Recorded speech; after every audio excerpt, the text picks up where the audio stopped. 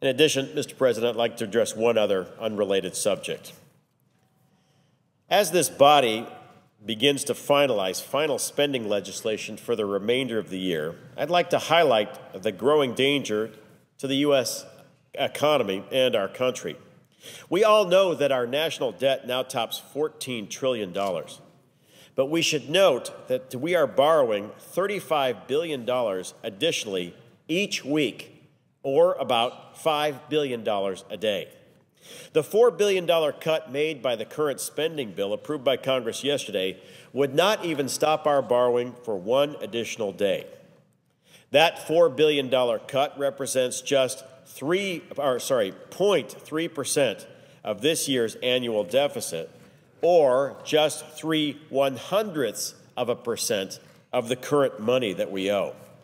The famous Harvard economic historian Niall Ferguson has said that you can mark the decline of a country when it pays more money to its lenders than to its army. We have already crossed that point.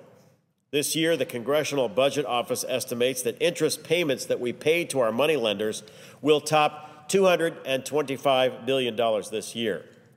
That's more than the cost of our Army, which we currently estimate costs about $195 billion, or our Air Force, which we estimate costs about $201 billion, or even our Navy, which costs $217 billion this year.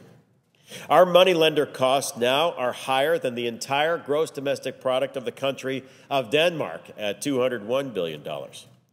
We must pay $4 billion per week in interest, or $616 million per day to our moneylenders.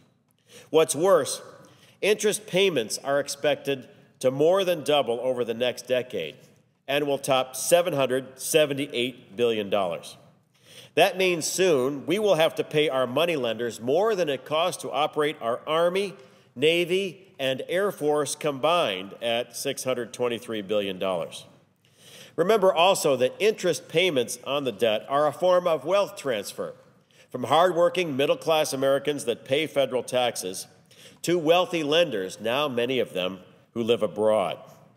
For those in the Senate who are opposing budget constraints put on by the House, we should force them to admit that they either are for higher taxes for the American people or more borrowing that transfers wealth from hardworking middle-class Americans to high-income moneylenders, most of whom now live abroad.